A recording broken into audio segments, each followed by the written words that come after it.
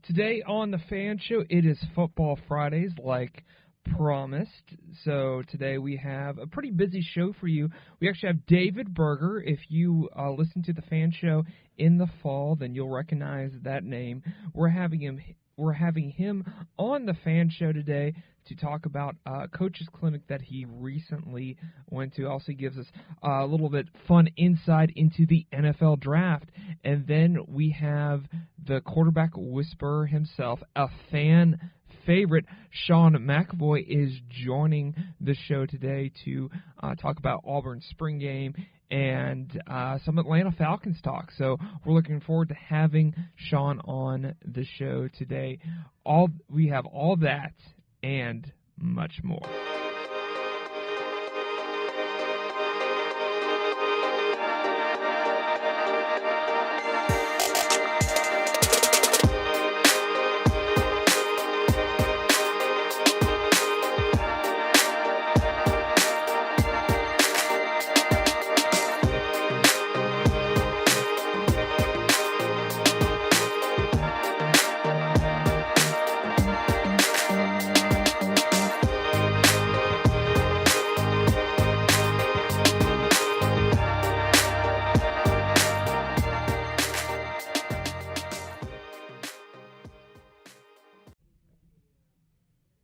Recently, I feel like this show, especially on Fridays, especially with Football Fridays, kind of proves my point for dedicating a podcast to talking about football season in March, April, May, June, July, and yes, August we're going to go hard and through the fall.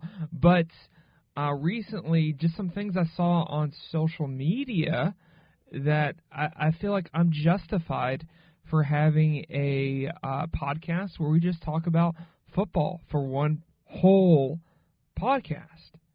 Because my brother that I have on, I'm having him on the show today.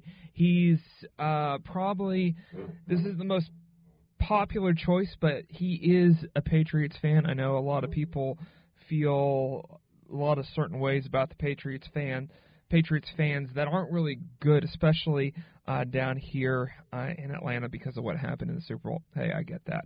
But he recently took a trip up to New England to see Patriots place, to see Gillette Stadium, and it was kind of funny because his wife took a picture of him, and it's him at the gates, and he's obviously in Patriot stuff, but it's only his back, so you can't see him. I want to see if I can make a meme out of this. I think this would be funny, but yeah, it's kind of like he's at the gates. He's at it's like Willy Wonka and the Chocolate Factory, that type of scene where Charlie's out there standing right at the gate of the chocolate factory, and it's not open, and he wants to get in. Well, it's that same type of picture. Like my brother wants football. He wants to get in. He wants to see the field. He wants to see Tom Brady throw 5 touchdowns in a game. So he has that itch because he spent his spring break going up to one Patriot place to see that game. And honestly, like, if I could create a meme out of that, it's kind of like, okay, it's that moment when you realize that football season is 6 months away. Yes, that's the bad news right now that I'm giving you here on Football Friday, that football is 6 months away, but it'll go by faster than you think. And here on the Fan Show, we are giving you the cure to the itch that you have that can hold you over until football season starts. Even my boss yesterday tweeted out, I'm ready for football season. My boss is ready for football season, and yet we have all of baseball season to cover and the World Cup that's going on this summer. But she's itching for football. And I hope today here on Football Friday that can help the itch, that can make you excited about football season, because we're trying to leave the week on a fun note, on a high note, and that is talking about the most popular sport in the United States, which is football. I know that we mainly covered on Football Fridays a lot of college football talk, but today with Sean, we're going to try to have some Falcons talk. So if you're a Falcons fan, you're definitely in the right place. Also, too, like I said, our college analyst, David Berger, he's breaking down the draft with us. So I feel like today we're going to hit a lot of that NFL talk that we're probably missing. If you don't know who I am, I'm Alex Berger, and I am glad that you are here today on the Fan Show listening to Football Friday. I know that we're going to help supply that need. We're gonna get that spot that's itching for some football content, but really glad that you've decided to join the show today. By the way, we are called the Fan Show. We are a sports podcast. Not like extreme sports. We're talking about spectator sports that we all wish we could play when we were 9 years old. But yes, we are a sports podcast with fansfavoritefan.com, which is a sports information website all about the fan experience. That we are a website that we only talk about what fans want to hear. That is our promise to you. And I know football is one of those things that fans want to hear about, so you're in the right place. If you're craving that football content that you're just not getting from Sports Talk Radio, or even today in the Atlanta Journal-Constitution, because we are broadcasting out of Midtown Atlanta today, and we are a podcast that is broadcasted out of Midtown Atlanta, so we appeal to the Atlanta Sports Committee. But reading the AJC today, majority of the sports section was all about the Masters. It was all about the Masters. So consider Football Fridays a break from all the Masters talk, but even though the Masters is wonderful and beautiful and majestic and all those great things, and it's a cool thing that you can watch, but the only reason why I watch it is so I can watch something that's different than basketball and baseball and all that other stuff, but I'm craving football deep down inside, and it's just a different thing that I can watch to pass the time to get ready for football season. So thanks for joining us today, but first, there is this. Like I said, we are recording here in Spaces. We are recording in Midtown Atlanta. I got a little bit ahead of myself, but yes, if you're not aware, this is the spot for Spaces Midtown, because Spaces Midtown is awesome. Definitely, if you're a small business owner or a CEO and you're pretty much your business is out of your house, well, check out Spaces Midtown, because they got a lot of great options for you, a lot of great office space, and even if you're not into the downtown vibe, you don't really want to mess around with traffic in downtown, understand that, but still Spaces Midtown is an awesome place. But they have Spaces has all locations around the metro area. They're in the Battery, they are in, if you live up in Alpharetta, they are at the Avalon. But actually joining me right now is the regional manager for Spaces Midtown, Steve, and Steve just wants to say a couple things to the people of the Fan Show. Thanks, Alex. I appreciate it. Yeah, absolutely. Come on down to Spaces Midtown. We'd love to have you. Alex has been around for a few months now, maybe, and we love having Alex here. We love having other creatives here take advantage of our space. We have a great amount of space here, about 8,000 square feet of common collaborative space on the first floor and about 40,000 square feet of private office space. So if you're looking for any kind of workspace options, whether that be temporary, private, or flexible, come check us out. Also, even if you're not looking for space currently, we have tons of events that we hold here at Spaces Midtown East. So always looking forward to collaborate with other professionals, creatives, and others in the Atlanta area. So again, thanks, Alex. We really appreciate your time and you being here, and love listening to the podcast. Keep it up. Well, thank you, Steve, for those kind words. And I'm going to put the link to Spaces Midtown to their website Now here is my conversation with David Berger, our college football analyst.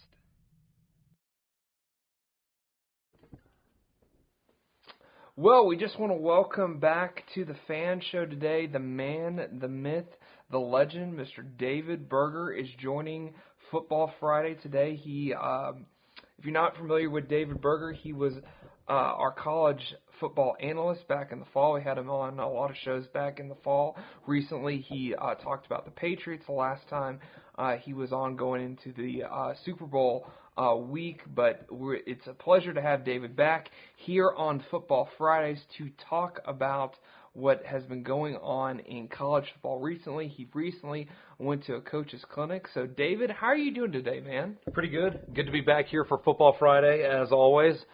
Love talking football and love that it's Friday. Right.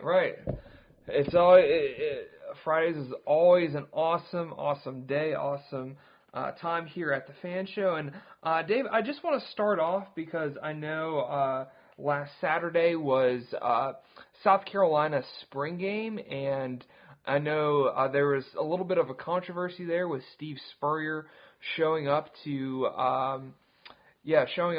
South Carolina, and because of the way he went out, because of the way a lot of people thought he quit on his team, I kind of felt those same sentiments, and I thought it was a little ridiculous that he was there. How did you feel about that? I thought overall, it was a good thing for Steve Spurrier and at least the University of South Carolina, just because of the fact that Spurrier gave South Carolina so much, and Spurrier did so many good things for the program and built South Carolina up after Lou Holtz was there. So South Carolina fans that are mad at Steve Spurrier, I've never really understood that. I understood that they could be mad that he didn't have a great season his last year, but Spurrier, called it quits at the right time. He said, I can't do this anymore. This isn't for me. So when he made the decision to leave the program right in the middle of the season, yeah, it was a bad move, I guess, from a fan's perspective, and I can see how fans could be mad at that. But in the end, it's bettered the program. He left when he needed to, and, Sean Elliott took over, middle of the season, did a good job for what he was given. But at the same time, with the hiring of Will Muschamp a couple years ago, it's gotten better for South Carolina. They've gone up since Spurrier left in the middle of the season. But, Spurrier is a good coach. He's a legendary Hall of Fame coach, Hall of Fame player. And, yeah, that was a lot of it was done at Florida. But the fact that he brought South Carolina up back from nothing and up back from some of the good successes that Lou Holtz had shows a lot of tenacity as a coach and how well of a good coach he was. So I think South Carolina, it's good for him to come back to stuff like that, to events like a spring game or maybe a game or two here in the fall. But overall, I think Spurrier being at South Carolina and having that presence there, hopefully South Carolina fans have a lot of respect for that, so to say, because of what he did there. I guess it's kind of like dating an old girlfriend. You had fun time when you were there, but always the end is the heartbreaking period. So yeah. It seems like they're getting over their breakup, but that's not what I really wanted to talk about too much here on the show. And but I want to get into the coaches clinic that you were there because Gus Malzahn was there. What were some impressions of that clinic and of Gus Malzahn's presentation? Well, it was a Glazier clinic, and Glazier's the company that put it on. Glazier clinics, they do a good job. They do football and basketball clinics as well as baseball clinics in the off seasons of these sports. But it was for a lot of Metro Atlanta coaches, a lot of high school coaches. Me coaching at a middle school is a little bit different, but there were still a couple middle schools within our region there. But it's a good time just to, talk and network with other coaches from around the area. Saw some good old friend of mine, John Ford. He's at Buford now. Saw him there. But you also got to hear from a lot of college coaches that speak at these. Went to four big ones that I really liked a lot, that I learned a lot of. I went to a special teams one that was done by the Ole Miss special teams coordinator, John Summerall, down there. He used to be at Troy University. He did a really good job talking about punt and kick coverage. I went to another one about strength and conditioning and speed with Adam Smotherman, who is the strength and conditioning coordinator at Clemson. Very good job. Very interesting conversation with him about speed, especially because it really got into why Clemson is so fast and why a lot of their players, like Deion Kane, for example, Travis Etienne, are really fast players, and it kind of gets into the crux of how and the why about Clemson, which made a lot of sense. Also, I went into one with the Youngstown. He was the former Youngstown State offensive coordinator. I forget his name because I didn't write it down in my notes, and I apologize for that. But he's now the offensive coordinator at UNC Charlotte in North Carolina. Really interesting conversation about quarterback development, and he worked directly with Bo Pelini the past couple of years up at Youngstown. So that was interesting seeing how they run their offense. But I guess the headline of it was Gus Malzahn, head coach at Auburn, and he specifically talked about Auburn's offense and 2 points about it, where there are two types of screens that they run. And he runs what they call a power screen and a double screen. And I'll talk specifically about the double screen here in a second. But these screens basically are the crux of their offensive passing game. And they basically are the epitome of how they want to generate not just yards, but generate momentum on offense. And that makes sense because a lot of their offense is based off power run game, so I could see that. Yeah, Auburn can kind of go between, you used to have, the run sets up the pass. That's been kind of the mantra in college football, for the past 60, 70 years. But more so now, it's the pass to set up the run. Auburn can go back and forth, especially this past season when they had Kerryon Johnson, who could carry a lot of the weight of the offensive running game. But also with a power back like that, you don't know if he's getting the ball or not. So it could set up play action passes a lot. But this double screen game is very interesting. For their double screens, they usually mostly use it on 2nd and 10 and 3rd and long. And he showed us a lot of footage of this. They had a particular play against LSU this year. It was a 3rd and 17, right? 3rd and 17, and they're on their own, I believe it was about their own 40. They ran this double screen, and it's a wide receiver, inside screen, where the wide receiver comes and just basically comes in about 2 yards close, as the ball snap comes in 2 yards to the inside of the field towards where the offensive line is lined up. Catches the ball and just takes off up the field. All right, 3rd and 17 against LSU down in Baton Rouge this year. They run this play. And all it is, again, it's a 3rd and long. If it's successful, obviously it gets them a first down plus more yardage. If it's not successful, this could be either an incomplete pass, or if it's not successful, means it could get them, they don't convert on the down. But it also could be a success if they get a lot of yards off of it but still don't convert. It takes them from a 3rd and long to possibly maybe a 4th and short. So anyway, they do this 3rd and long play on a 3rd and 17, and the wide receiver takes it up the field for about 50-something yards. He gets tackled at the 4-yard line. All right, so it worked out great for Auburn. And what happens is you have your offensive guard and your center go out and be blockers downfield. Mm-hmm. They set up the block. Because the play starts behind the line of scrimmage, they can do that. That's where it kind of comes in. Well, some people, fans, Alabama and Georgia fans sometimes say, oh, Auburn cheats when they do that. Technically, they don't. They really don't, because it looks like they do, because it looks like it's illegal downfield blocking, but because the play is starting behind the line of scrimmage, it's legal to do so. They treat it as a run almost. Mm-hmm. It's like a run-style play, but you have a pass in it.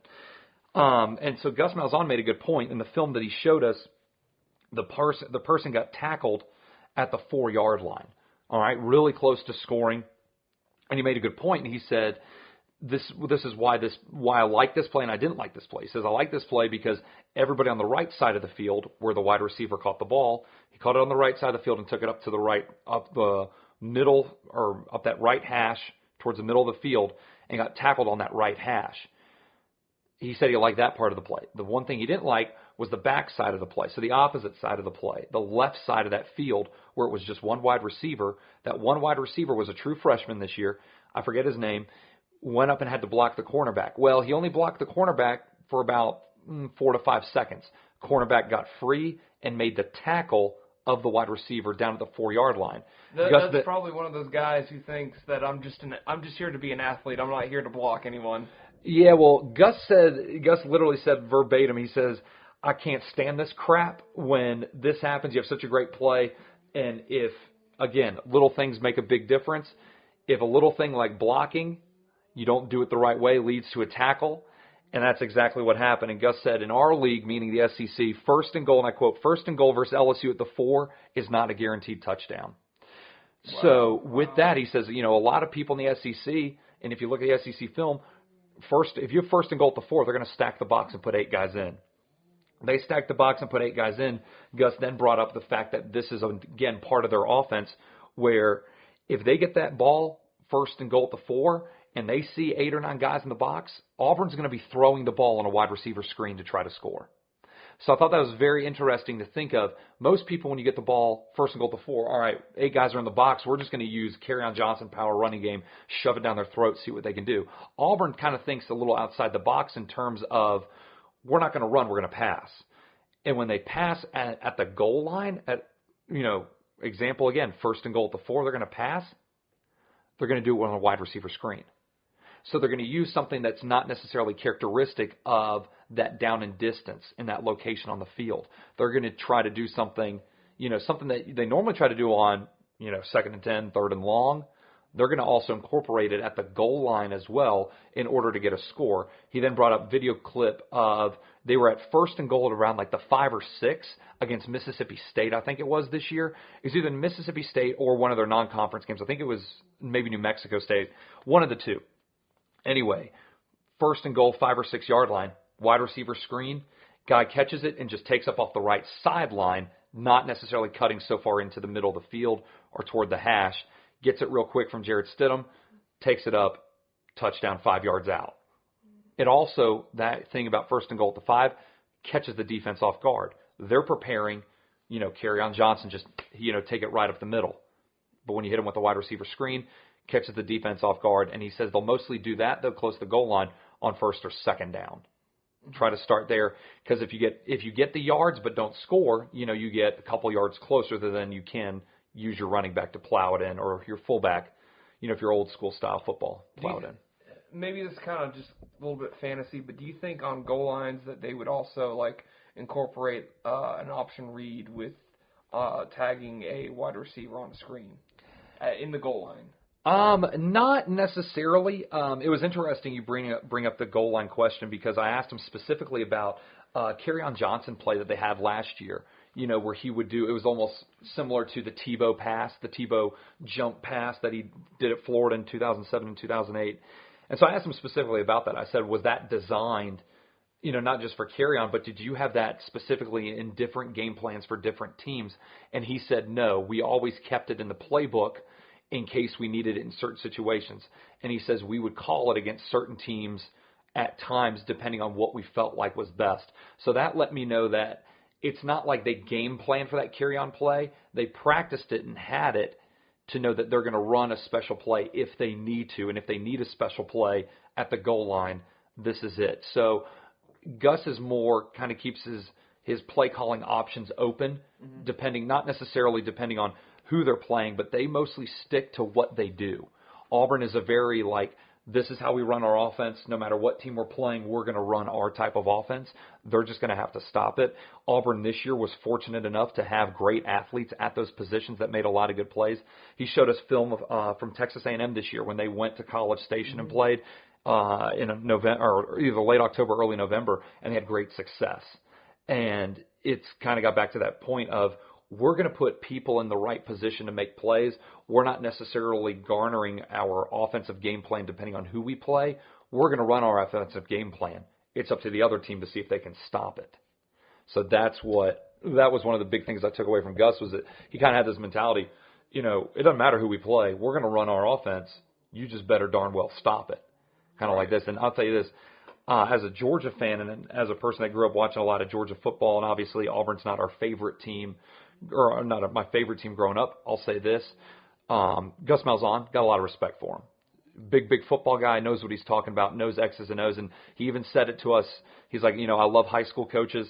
I was once a high school coach, so he always is welcoming to it. So if anybody, is looking into getting in the coaching business, talking X's and O's, looking into Gus Malzahn and the Auburn offense, pretty good way to go. Pretty eccentric playbook, but also pretty effective if you look at how well they performed this past year. Right. Now I just want to kind of switch gears and talk NFL draft. Yeah, let's do it. It's an interesting time of year because there's a lot of just transition going on, and it's kind of interesting. When you usually talk draft, you usually talk with NFL folks, but college guys also have their opinion. So I just want to get your take on the draft, and one of the players that I feel like has a lot of interest, and I'm curious about, is Roquan Smith, because Roquan Smith at Georgia's Pro Day had a very had a really good pro day for the most part, and really a thing that you really don't see a lot from Bill Belichick is he was pretty hands-on with Roquan Smith, seeing how he would get off blocks and seeing how he would attack the run game. So I just want to know from you, David, does it seem like that the New England Patriots would be willing to trade up for a guy like Roquan Smith? Because the Patriots seem like they're always after a guy that's just different linebacker than the regular fold, because with Roquan Smith, he has a lot of speed. He's not as big as your prototypical linebacker, and he's not as tall as your prototypical linebacker in the NFL, but he does have that kind of hybrid outside linebacker abilities that you're talking about that could defend against a athlete in space like the Eagles had during the Super Bowl. Well, Roquan Smith is a good linebacker, obviously, out of Georgia, but I don't know if he's good enough for us to trade up for him. And I say we in terms of the Patriots and speaking on behalf of Patriots Nation. But I will say this, is that he is a linebacker we would love to have in New England. Roquan brings a lot of, how should I say it? Not necessarily tools at the table, but intangibles that we've always looked at in terms of linebackers, especially playing on the outside. With what New England runs specifically, they love to bring pressure from the outside. Georgia had a lot of that done with Davin Bellamy and Lorenzo Carter this year. But at the same time, with Roquan Smith in terms of it, Roquan Smith is really much like Dante Hightower. A little bit shorter, not as big, but still just as fast and can hit really hard. So that's what he would be comparable to. He could fit in that type of role, what Dante played and what Kyle Van Noy played as well on the outside. I could totally see New England taking him, but I could also see a lot of other teams that draft before New England taking him. Roquan Smith most likely will go in the first round. I'd be very surprised if he did drop to the second round or to the late, especially the late second round. But for the most part, the Patriots are drafting in the first round of at 31st. They got the 31st pick in the first round. So I don't know if Roquan's going to be available then, but working with Dante Hightower and Kyle Van Noy could be very good for Roquan Smith if he did go to New England. I wouldn't expect him to see him right away. Probably worked into the system, throughout the year, especially with a new defensive coordinator in New England. But at the same time, if he's available, I would expect Bill Belichick to take him. But Belichick has always liked Georgia players. He got David Andrews at center. He got Malcolm Mitchell at wide receiver. And he picked up Andrews as a free agent. Malcolm Mitchell came in 4th or 5th round. So Patriots have had a history of also trading their first-round picks at times to collect others later in that draft or collect another player and some draft picks. But if they do hold on to it and Roquan's available, could be a very good potential get and a good potential pick for New England. The other thing is Roquan will be at the draft, at least for the first round. Granted, he should go in the first round, so I highly doubt he'd be there in the second. If he is available in the second for New England, you better believe that Belichick's most likely going to take him in the second. Yeah, hopefully he's not available during the second round of the draft, and it's really cool that he's going to be in the green room.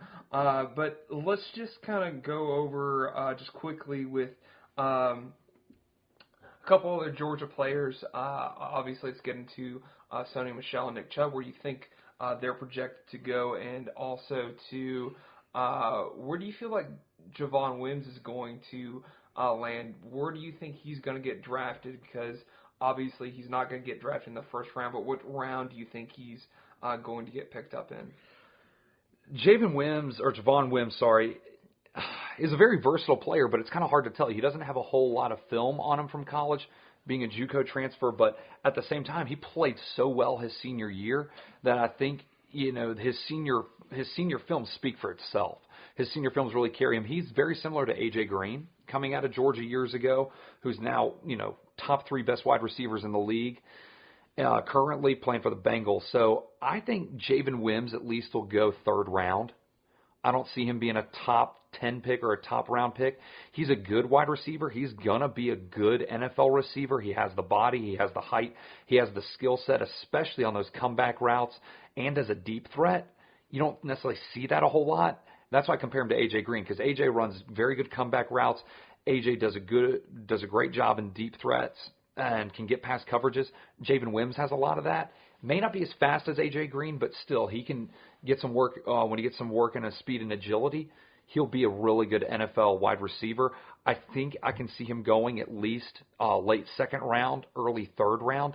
I would be surprised if he went fourth round or later. Mm-hmm. He is one of the best wide receivers in the draft. But in this draft, in terms of wide receivers above him, you have people like Calvin Ridley out of Alabama, DJ Chark out of LSU, Deion Kane from Clemson, and Christian Kirk from Texas A&M, just to name a couple. So I see Javen Wims going, but I see those guys that I just listed off possibly going before him. That's why I think Javen Wims will go most likely, mid-third round. Mm-hmm, mm-hmm. Now, where do you feel like the running backs, Sony Michel and Nick Chubb, are going to land? Sony Michel, I think, has the best chance out of those two to go the highest. I think Sony Michel could be a top 10 pick. I think he'll be a first-round pick. Sony Michel has a lot of comparisons to Alvin Kamara, the defending Rookie of the Year in the NFL for the New Orleans Saints. And Kamara didn't have, the best film coming out of Tennessee. I mean, he was used a lot by Butch Jones, but not enough, according to a lot of fans and according to a lot of people. But you really saw how good of a talent Kamara is. Sony Michel's a lot like that. Sony Michel has a lot of those qualities. Sony Michel can catch a ball out of the backfield. Sony Michel can run downhill. He can be a full head of steam. He can run into you, and he can still, carry the load as a running back. Now, Nick Chubb is more just a power back. I see Nick Chubb going possibly second round, late first round, second round, third round. But I also, third round the latest, But I see Sony Michel going in the first round. Potentially top 10, I could see a team taking a risk on it and being a good reward for that risk and taking him top 10. But at the most part, I think Sony Michel most likely will be mid-first round, maybe around anywhere from picks 15 to 20, somewhere in there. There's going to be a team that not necessarily needs a running back, is not desperate for a running back, but a team that can really benefit from a running back. Now, you could have a team like the Colts that needs a running back. Frank Gore's retiring and all this, so you need somebody to carry the load. Maybe they could be looking for a more versatile player like Sony Michel. I could see that. I could also see a team, midway. I mean, let's just, throw out a name here, possibly the Chiefs. Mm-hmm. Chiefs finished out pretty good playoff team, but I could see them needing it. And they'd be more in the later part of that first round. But, Chiefs could use one. Packers could use one. They didn't have, they rotated 3 different running backs mostly this year. So, you could have a team like the Colts that's a little bit more desperate for running back, or a team like the Packers who would like to have a solid running back that can do a lot of good things like Alvin Kamara did for the Saints this year. So I see Sony Michel going in the first round. I'll be surprised if it's later than that. Mm-hmm. Now, just real quick, because we're running out of time, if you could just kind of highlight, because I know you have your notes here, of just give us a highlight of a couple of players outside of Georgia that you think are going to do really well on draft day. Yeah, some guys that I mentioned earlier that'll do well in the draft, and these are what I call like my draft steals. Again, you're going to have obviously Saquon Barkley, but he's going to be a top pick no matter what. Saquon will most likely be the number 1 overall back the number 1 back taken. He may possibly go top 5. But some guys that I have, DJ Chark at LSU is a great wide receiver, but he's even better punt returner, kick returner. Another guy that's just like him at wide receiver that's a great punt returner and kick returner is Christian Kirk out of Texas A&M. Now, Christian Kirk has had the eye of the Patriots recently. I did hear word about that out of Foxborough, but obviously Christian Kirk is going to have a lot of eyes on him in the draft. Expect him to go at least in the top or the latter part of the first round, early part of the top part of the second round. And then 2 other guys that aren't really talked about as much that I think need to get a lot of attention. Hayden Hurst as a tight end out of South Carolina. Really, really big guy. A lot of people compare him to Rob Gronkowski out of New England. He could be the next real deal at tight end. The Patriots, again, have talked to him, but tons of other teams have talked to him. Hayden Hurst will probably be most likely the first tight end taken. That's real high praise. Yeah, and don't be surprised if he's taken within the first 2 rounds. And then another guy that not a lot of people have made a lot of noise about, and that's Josh Jackson, who's a cornerback out of Iowa. Josh Jackson is a tall cornerback, kind of like Richard Sherman, tall, lanky, but has a lot of speed. Tall, lanky, has speed, but he can get up and get up high in the air. He's got a lot of interceptions. He did very well against Ohio State when they played up in Iowa this year. So Josh Jackson, be on the lookout for him. For as tall as he is, like Richard Sherman, he has a lot of speed. A lot of people are talking at cornerback, Minkah Fitzpatrick, again out of Alabama. He was the big name coming out of Bama this year, but Josh Jackson out of Iowa will be your cornerback to watch for. And then again, you have your people, like I mentioned, Deion Kane, great wide receiver out of Clemson. I see him going at least third or fourth round. Darius Geis is an interesting pick as a running back out of LSU. Very fast, very speedy. Like Sony Michel, doesn't have some of the, I guess, in-space abilities that Sony Michel does, especially in catching the ball. But Geis, I think, will go fourth or fifth round. Kerryon Johnson, if he didn't get injured, he would be I think he would be a top 20 pick. But because of the injury, I think that kind of puts him down in a lot of draft boards. Look for him possibly second or third round. And then everybody's talking quarterbacks this year. You know whether it's going to be Josh Allen out of Wyoming, Sam Darnold out of USC, or Josh Rosen out of UCLA. I think whoever the Browns get, I'm going to feel sorry for because I don't think he'll have a good year, whether it's Rosen, Darnold, or Allen. He'll just be another name on that jersey. Exactly. But I think the Browns, in making a choice for as a pocket passing type quarterback, your best choice is going to be Josh Allen, in my opinion. But I think the steal at quarterback that a lot of people are talking about switching positions is going to be Lamar Jackson. I think Lamar Jackson will be kind of like Deshaun Watson. I don't know if he'll have as much success as Deshaun Watson, but Lamar Jackson at Louisville, the Heisman Trophy winner, I think he will be a great, great steal for people. I think Baker Mayfield will also do really well in the system. And then some guy that no one has talked about at quarterback that I think would be a great backup quarterback in the NFL for about at least 5 years, Danny Etling out of LSU. Didn't have, the best time at LSU, but when given time in that pocket, I think he settles in and will do well as a backup role. But I also think Danny Etling, as a quarterback in the NFL, I think he's a really smart quarterback and can make good decisions. And I think he will be a great backup quarterback that eventually could get a start if a person like Drew Brees or Phillip Rivers eventually retires. So that's about it. I do want to highlight one more thing because I know we're about to wrap up. But one more thing is that Georgia did really well for your local listeners. Georgia did really well at the Combine. 10 total players went from Georgia, 4 on the offense, 6 on the defense. You had John Atkins, Davin Bellamy, Lorenzo Carter, Nick Chubb, Sony Michel, as everybody knows, Dominic Sanders, Roquan Smith, Trent Thompson, underclassman, Javen Wims, and then Isaiah Wynn as well. So Georgia, great showing at the Combine, and they're going to have a great showing at the draft. Kirby Smart has a lot to brag about to recruits coming up about how many players from Georgia are going to get drafted. Last year they only had one, and it was Isaiah McKenzie.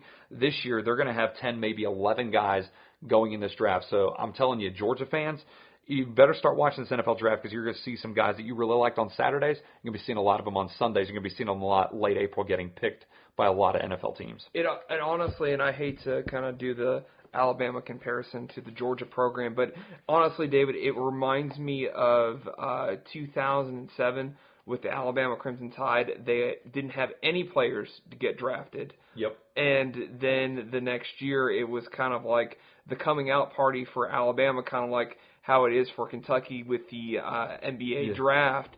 And I really do believe that you're going to see Kirby Smart in a suit in New York City from here on out. And I'm about to say, don't be surprised this year. This will be the last thing I tell you guys. Don't be surprised this year if there's more Georgia players drafted than Alabama players.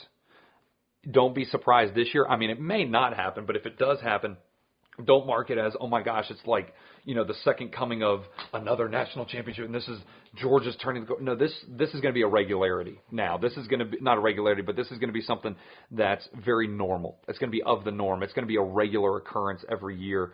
And, Georgia's going to be the team from the East with a ton of draft picks. Alabama and Auburn are going to be the teams from the West. And then, I guarantee you that 1 year, within the next 10 years, every defensive back taken in the NFL is most likely going to either be from Alabama or LSU. But this year, guys, look out for it. Georgia will have a ton of people drafted, maybe even more than Alabama. Let me ask you this, David.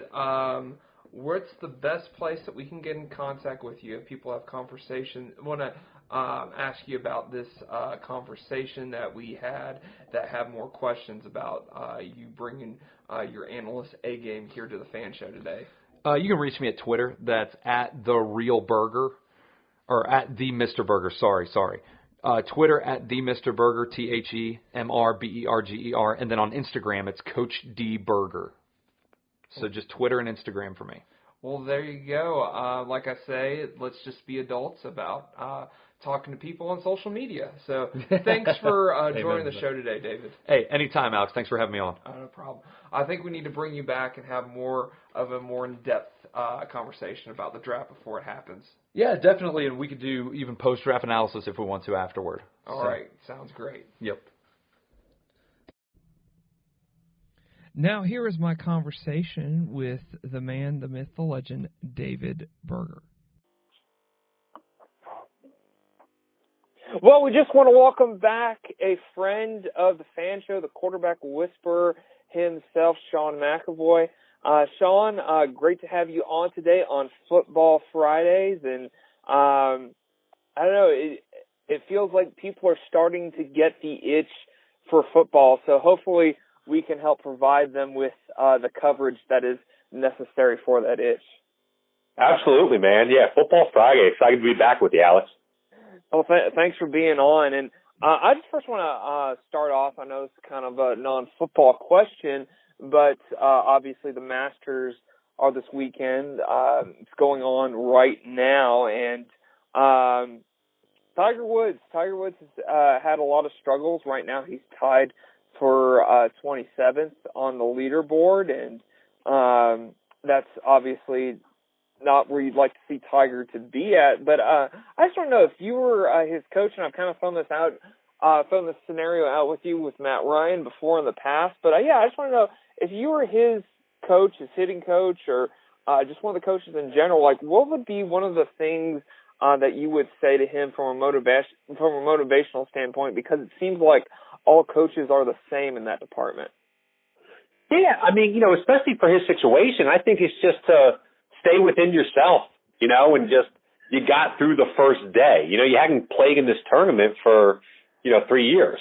So just the fact that you're back, you're healthy, you got through round one, you're still in it, you shot one over, but, looking at his round yesterday, he wasn't able to make any movement on the par fives, and that's what he's done throughout his career at the Masters. So, the fact that he played even par on the par fives and is only one over, there's some good shots that he made there. He actually grinded pretty well and held on, because there was a point where that round could have gotten ugly, once he hit into the water. So for him to hang on and only be one over and, only 4 or 5 shots off the lead, I know speed is starting to separate a little bit more this morning, but, just take a deep breath. You got through the first round and then start coming back. Same thing you would say to a quarterback, maybe he struggled in the first quarter, maybe threw an interception early. It's like, hey, it's only 7-0.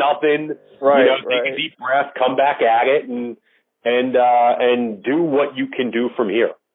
Mm-hmm. Mm-hmm. Great stuff. I just want to know, have you ever coached a player, not necessarily like Tiger Woods, but gone through a similar struggle, just from the standpoint of you were pretty much on top of the world, and then you weren't, and then you just struggled to get by, then the injury bug kind of hit you. Have you ever coached a guy like that, or been around a guy with that kind of similar problems? I mean, obviously not to that extent. You certainly have guys that deal with injury, right, and catastrophic, season-ending type injuries, and then having to come back from that. So, and certainly a much more short-term, within a 12 to 18-month period, you've certainly dealt with that. Guys that have worked hard and earned the starting varsity spot on their high school team, only to, break a leg or throw out, dislocate a shoulder, 2 weeks into the season. So it's like all the hard work that you put in, was supposed to pay off with you getting to go play on Friday nights, and it feels like that's taken away from you. So it's so difficult then to just kind of, regroup, and come back and do what's necessary to get healthy again. but to still have that motivation to kind of start all over, because you felt like last time you put in all that work, you didn't get the payoff you were supposed to. But, certainly it's difficult, and that's why I admire so much what Tiger's done. Most golfers and players of any sport, not sure would be willing to go through the 3, 4, 5, 6 years that he's gone through to get healthy and change his game and, work through all those setbacks and put himself in a position where he is now, where, he's got a shot to win tournaments again. Now, have you, obviously, like with injuries, it seems like when a player comes off an injury, like either the first game or first half, like he isn't himself again. So what do you say to guys that aren't themselves coming back from injuries? It's the hardest thing, right? Because it's such a feel thing, and it's hard to put yourself as the coach in the shoes of that player. And so much of it is just kind of in his head at that point, right? So when you say you tear an ACL, well, the doctors will tell you, hey, it's as strong as it ever was. Once you get through the rehab, you've built up all the muscles around it. So physically, that athlete is back 100%, but in his own mind, he'll be tentative a little bit with not wanting to do something that would injure it again. And sometimes that is really hard for the player to get over. I think you have to be realistic about it. I think you continue to stay positive with the player and continue to remind them, hey, you're good to go. Just go out there and play. Let it all kind of hang out and don't worry about, what could happen, or don't worry about the injury. You just have to go 100%. So I think you try to fill that positive energy and keep that surrounding him. But at the end of the day, to some extent, once a player comes off a big injury like that, I think it's always going to be in the back of their mind. So they have to find kind of their own way of coping and dealing through it. And I think everyone does that differently. And sometimes it takes people longer than others. And as you've seen from countless examples through all the different sports, some guys never do fully come back from it. Right. So that's what makes the stories of hopefully Tiger Woods here, because I'm a fan. Right. And guys like Peyton Manning, what he was able to do after his injury, and you see it throughout sports, guys that come back from Adrian Peterson and what he did after his ACL blowout and came back about as strong as ever. So you really have to admire those guys who are able to come back from those things. Yeah, I had to ask you that with Masters Week, but let's get into some football talk, and just want to start off with some college talk. Obviously, Auburn's spring game is tomorrow, and I hear that you're bringing the whole family down, Sean, because your guy is going to be the starting quarterback. And I just want to know, just from a player standpoint, I know as like fans and as media members, especially for big schools like Auburn, Georgia, Alabama, etc., that it seems like we can overhype the spring game, especially a performance. I just want to know, like, from a player standpoint, what's their mindset going into it? Do they consider it another game, or is it another scrimmage? Yeah, I think the players certainly treat it differently than the fans do, and the coaches probably even to a lesser extent, right? So at the end of the day, it's really just a glorified practice again, The difference being that fans get to see you for the first time, and if you're playing at Auburn or anywhere in the SEC, then the game's nationally televised, on the SEC network. So you get a chance to kind of show people what you can do, where all the other practices and all the other scrimmages they've had have all been closed to the public. So very little information has crept out of those. So I think if you're a player, you're pretty amped up. I mean, Auburn makes a big day out of it, as do all the schools, and they have a big concert tonight, and they'll do Fan Fest tomorrow, for the kids and stuff, and they do the Tiger Walk like they do pregame. So they treat it, it's really an opportunity to get all your players and all the coaches into the mindset of how we would treat a regular game. It's just a good practice run through everything. So, I think by the time they hit the field and you're there in, Jordan-Hare Stadium in front of, it's not going to be a sellout crowd like you're used to at Auburn, but, tens of thousands of fans in the in the stadium there and nationally televised and a chance to, to make some plays and do some things. So I think the players, once that scrimmage starts, they're out there to do everything they can. Obviously, the coaches will control the environment a little bit. Quarterbacks won't be live, things of that nature. So that takes away from the reality of it a little bit. But I think it's, at least, judging from what I saw last year, I think it's about as close to a game-like atmosphere as you're going to get. Right. Let me ask you this, just kind of real talk. How much stock, because obviously your guy is going to be the starter tomorrow at Auburn's spring game, and I don't want to wish him any bad luck or anything like that, because I want this guy to succeed at the highest level possible. But say he goes out there, since he's kind of the heir apparent to Jarrett Stidham, especially if Jarrett Stidham went down with an injury, and he just kind of lays an egg and doesn't really have a great performance. How much of that as fans should we really take stock into these spring game performances? Because to give you another example, back when Aaron Murray and Zach Mettenberger were competing at Georgia, Mettenberger looked a heck of a lot better than Aaron Murray, but obviously with some off-field issues that year, Mettenberger went out of the program, and then Aaron Murray kind of became the starter by default. But a lot of people thought that Zach Mettenberger was the guy because of the performance that he had during the spring game. And obviously, that's the only time fans are really going to see you outside of Saturdays in the fall. Yeah, well, so that's it. I mean, at the end of the day, it's still just one practice. Right? So as much as we put a lot of stake into it, I think coaches and then your teammates and everybody else is more, looking at what you've done over the entire course of the spring practices, right? So the 15 practices, the 3 scrimmages, including the A-Day, that's what you're looking at. So if any player were to have one, off day and it just happens to be the A-Day scrimmage, if you just, killed it for 14 other practices, I don't think they're walking out of there being like, I guess this kid can't handle it. You know what I mean? I think they chalk it up to, he didn't play as well. Let's look at the mistakes he made and let's try to fix it, that kind of thing. But, it's different. Like I said, so, talking about Malik specifically, so quarterbacks won't be live, right? So, they won't get hit.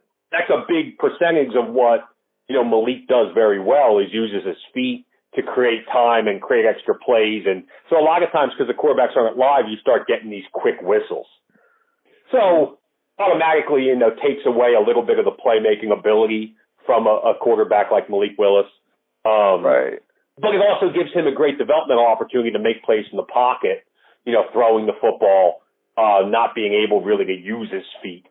So you're looking at different things there. But yeah, I think at the end of the day, regardless of what happened, if he throws for 400 yards or he throws 7 interceptions, either way, I don't think it changes what the coaches feel like they have in that player going forward. So if you're a Malik Willis fan, you're not going to see a 70-yard touchdown run by him. Well, it depends. If he gets out there early, they might let him run if there's no one near him. But a lot of times, once they break the line of scrimmage, you get a quick whistle. So if he got out there early, got to that C gap, and it was just him and the safety, and he shakes the safety, then it's pretty much all she wrote. Is that what you're saying? That's it. It'll be interesting to see if they let him run all the way to the end zone or they just blow the play dead. So the last weekend they had a scrimmage, and they had a similar like that. It was a called QB draw right up the middle, and after 12 yards he was by everybody. But they, so he pulled away for about 40, and then they just blew the whistle to keep things moving. That kind of thing. So like I said, it is what it is. Knowing Malik, he wishes he was live, especially with, in front of the Auburn fans and on TV, and he'd like to be able to show the full complement of what he's able to do as a quarterback. Obviously, him running the zone read and the defense actually having to be ready for him to pull the ball and run makes him very dangerous in that offense. Now that the defense knows he's not really going to pull it and run because he's not live, it certainly takes away a little bit, from the explosiveness when he's in there. But either way, I mean, I expect him to go out there and just enjoy getting the opportunity to take those reps and play one more time in front of the fans. Malik, if you're listening to this podcast, turn it off. If you're listening before the spring game, because we don't want to give you any ideas or anything like that, but yeah, Sean, keep this podcast away from Malik until after his spring game debut. So he definitely doesn't mess around with this stuff, so he'll never hear it probably. But you're good. Okay, that's what I thought, but just wanted to make sure. But yeah, is there anything else that just from spring ball in general, from all of the stuff that's gone on this past spring that stood out to you? Because I saw Coach Ford up in Buford was at Ole Miss this week, but is there anything that's kind of stood out to you this past spring? I mean, just some of the words you're hearing out of some of the camps, some of the media stuff that's come out. Obviously, while Justin Fields looks like he's looked very good at Georgia, for everything I've seen seems to say, listen, Fromm is just tearing up, doing everything you expected him to do. Anyone who thought that was going to be a quarterback controversy early, it really does not seem that way. It seems like Fromm has kind of cemented, at least through the spring, his job there. Obviously in Alabama, the so-called quarterback controversy was supposed to happen there has gotten tempered a little bit since Tua, hurt himself.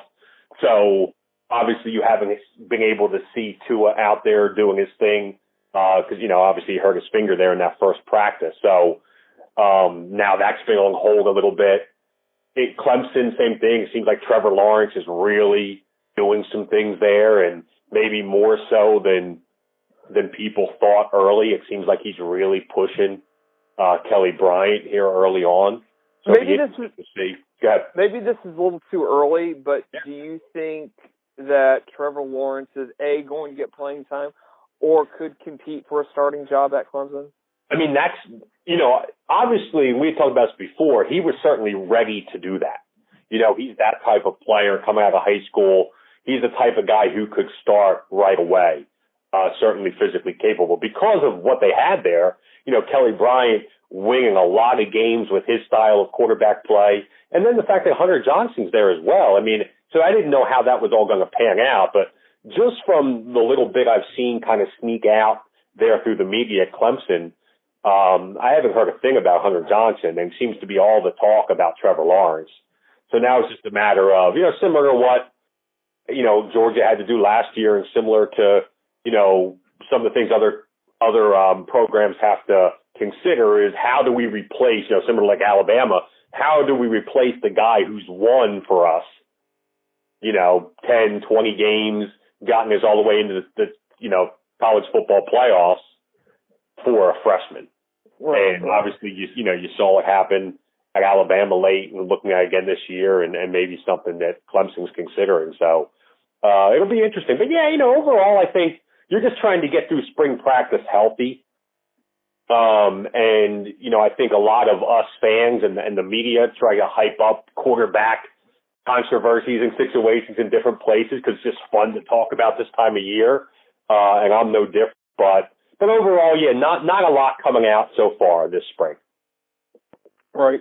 Now I just want to shift gears a little bit, talk about the Atlanta Falcons. And I know a lot of people are frustrated with the Falcons, with the Matt Ryan deal, and a lot of other stuff in free agency right now, but I don't really want to get into that. I just more want to talk about performance on the field. I just want to know, just from a coaching standpoint, obviously Dan Quinn probably has to be the most frustrated coach in the Metroplex from the standpoint of 1 year you're in the Super Bowl, then you kind of had that, you've gotten labeled with the Super Bowl hangover just from your performance and everything like that. But I just want to know, just from a coaching standpoint, Sean, how do you get your team back to that place? Because they have talent, they have young talent, and the Super Bowl is pretty much, I would say, for the Falcons, is a tangible thing for the Falcons organization. Oh yeah, no doubt. You know, and it's you don't want to whatever analyze or really overblow how far they fell. Right? I mean, they should have won the Super Bowl and obviously lost in a devastating fashion, as we all know. Last year, the offense, didn't look that great early on, but we knew they had a new offensive coordinator and were trying to make the changes. But, they lost in the divisional playoff against the Eagles, who won the Super Bowl, right? And they lost that game by 6 points. So it's not like, they ended up being 4-12 last year, anything crazy like that. They got into the playoffs and probably should have beaten the Eagles in the playoffs there, and then who knows what happens. But without a doubt, I mean, the talent on that roster certainly makes them a team that should contend out of the NFC. And Matt Ryan is only, like I said before, is only going to be better with another year, as Sarkisian now as offensive coordinator, and just another year in that system and more comfort level. I expect the offense to kind of come out and on all cylinders, with the receivers healthy now and obviously the complement they have with Julio Jones and Mohamed Sanu. And, I expect them to be real, obviously the running backs, I expect them to be really explosive offensively. So then they got to pick some pieces up. I know the draft, they're going to go heavy, probably on the interior defensive line and find a defensive tackle and, they need to find a linebacker and things like that. So hopefully they can find some guys that can contribute right away out of the draft. Shore up that defense a little bit, but that's a team that you like because Dan Quinn, that's his specialty is defense. So you like that they're going to be able to figure it out. And I think once again they have the potential to be one of the most explosive offenses in the NFL. Interesting. Even though they lost a couple of their receivers, I just want to know, just from a standpoint, this past year. Through a transition with Sarkisian as offensive coordinator. You kind of saw it a couple of years ago with with Shanahan's offense that there was a big transition with Matt Ryan. I just want to know, as a pro quarterback, are you allowed this grace period of a season, or are you really not allowed this grace period of a season from where Matt Ryan has been, or is it just kind of, this is the type of quarterback that you have that some years he's going to be hot and then some years he's going to be cold, especially when he has to have a new offensive coordinator? Yeah, I mean, I don't know that you ever get a pass on it, because it's just not the way that the league works. I mean, it's what have you done for me lately, and you have to come out and play well every year. But I think it's certainly, if you want to look at it rationally, right, and as fans, right, sure, for a fanatic, we don't look at things rationally. But if you did, you at least understand. It doesn't surprise you what happened, because that's difficult. I mean, we've talked about this before, but look at the careers of some of these quarterbacks who had all the talent in the world, but because they never had consistency with an offensive coordinator, they kind of never got things going. Like Jay Cutler comes to mind for me all the time. But so when you look at Matt Ryan, you saw once he had a couple years with Shanahan to get on the same page, they had their best year ever, right? And now here you are. You knew there was going to be a little bit of a lag, but I thought they offensively, there were some moments last year where they were pretty explosive, and now coming in their second year, I think it's reasonable to expect them to just kind of be on the same page. But regardless of that, I mean, Matt Ryan needs to protect the football better than he did last year. He needs to make some better decisions. You can't chalk it all up to a new offensive coordinator.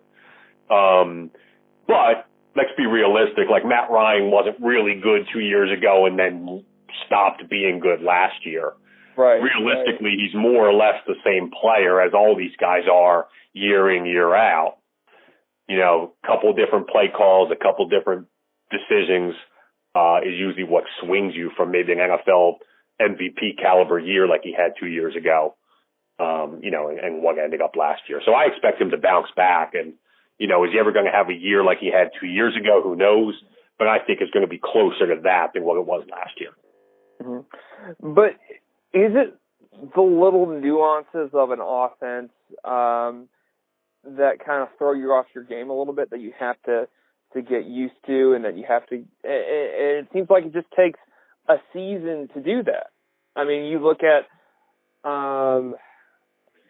You look at example, I guess, with Matt Ryan, that it's like 2015 didn't really look that great, and then 2016 he looked on fire. Yeah, no, I mean, I actually agree 100%.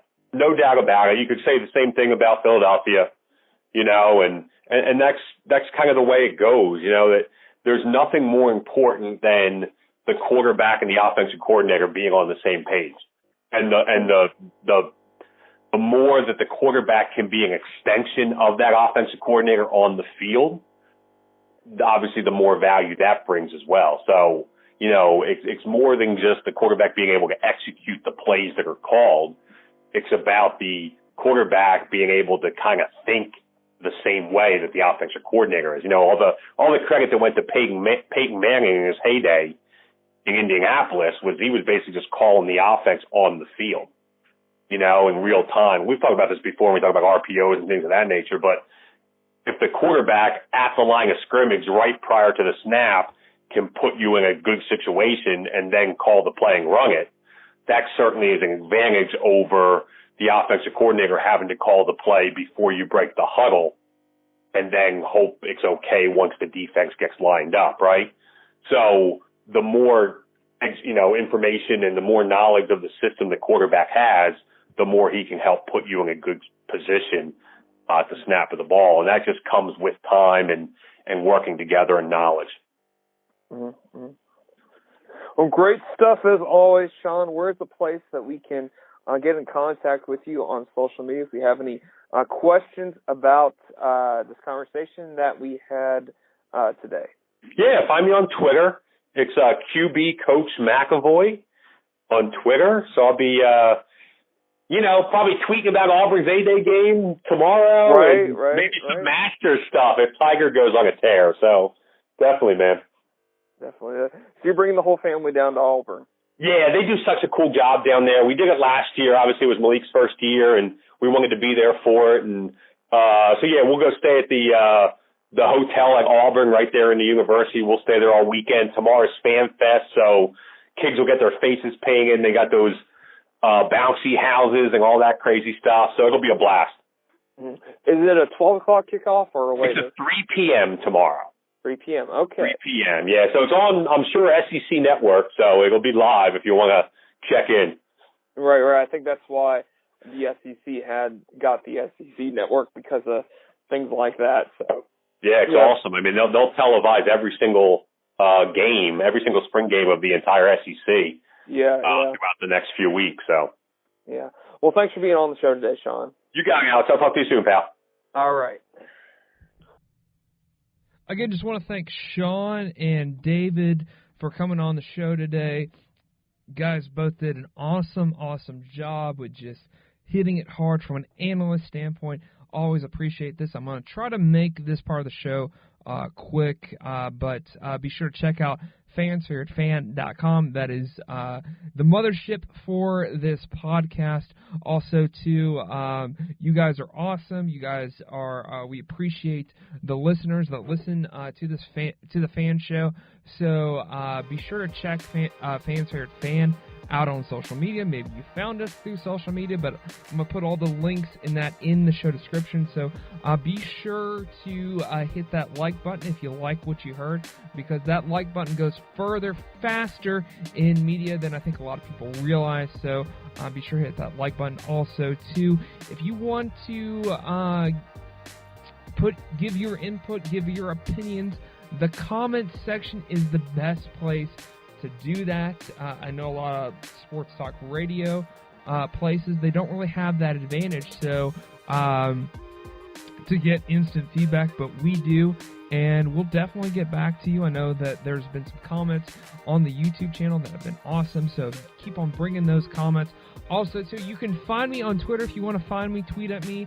Like I said, if you tweet something cool at me, I will tweet you back. That is a promise. from me. I am Alexander71004. I know that's long, and I'm going to say it again. Alexander71004. Find me on Twitter. Reach out to me, and I will definitely reach back. It won't be a one-sided relationship, I promise. There'll be a lot of pull and take, and I'm trying to say something that I really don't know about too much, but yes, I hope that you have an awesome weekend, and thanks for listening again, especially if you're listening to this part of the show. Check out Fan's Favorite Fan now. Go there now on your device. Would definitely appreciate that. Fan Show 61 out.